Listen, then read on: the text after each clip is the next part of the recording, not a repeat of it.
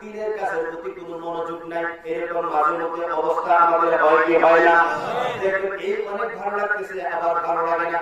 আসলে কারণ হইল এই দেখবেন হয়তো নামাজ পড়ছেন, নামাজ দ্বারা গুনাহ মাফ হয়ে গেছে, আল্লাহ রহমত আসছে, আল্লাহ বরকত দিবেন, আল্লাহ আপনাকে সম্মান করছেন, আবার আল্লাহ আপনাকে সওয়াব দিবেন। আবার এমন হয়ে গেছে হাত দ্বারা একটা গুনাহ করে ফেলছেন, জবান দ্বারা একটা গুনাহ করে ফেলছেন, ওই গুনাহের কারণে, ওই হাতের গুনাহের কারণে, জবানের গুনাহের কারণে আবার আপনার পরিস্থিতি পাল্টে গেছে, আপনি আপডেট হয়ে গেছেন। এই জন্যই আমার নবীজি বলেন, এবার তুমি নিজেকে আপডেট করো, তোমরা তোমাদের ঈমানকে আপডেট করো।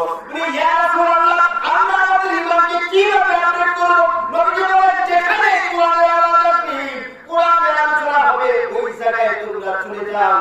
কারণ ওই জায়গায় যখন তোমরা যাইবা, দেখবা একটু আগে তোমার পরিস্থিতি যেমন ছিল, একটু আগে তোমার মনের অবস্থা যেমন ছিল, ওই মাহফিলে সবার সাথে কোরআনের মধ্যে, হাদিসের মধ্যে তুমি যখন বসে যাইবা, জান্নাতের বাগানে তুমি যখন বসে যাইবা, তুমি যখন রহমতি বরকতি ফেরেশতার বাগানে বসে যাইবা, বসে যাওয়ার পরেই দেখবা তোমার মনের অবস্থা পরিবর্তন হয়ে গেছে।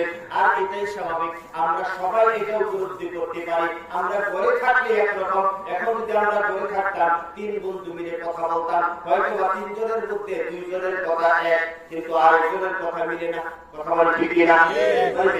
কিন্তু এইখানে আমরা যারা আছি, এখন একজন কথা বলতেছেন বক্তা, একজন কথা বলতেছেন মাইকে, আর সবাই কিন্তু ঠিক হা না একই সাথে একরকম ঐক্যের সাথে আওয়াজ দিতেছেন। কথা বলে ঠিক কিনা?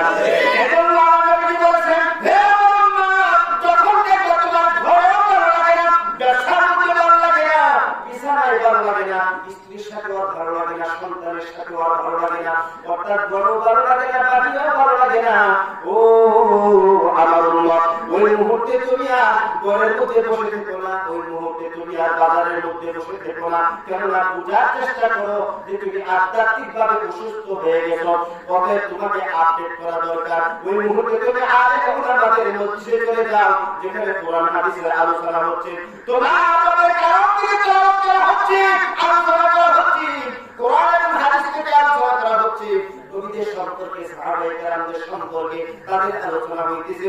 ওই জায়গায় তুমি চলে যাও, অটোমেটিকলি আমার আল্লাহ তোমার মনের অবস্থার পরিবর্তন করে তোমার ঈমান আল্লাহ আপডেট করে উপরে উঠাইয়া দিবে।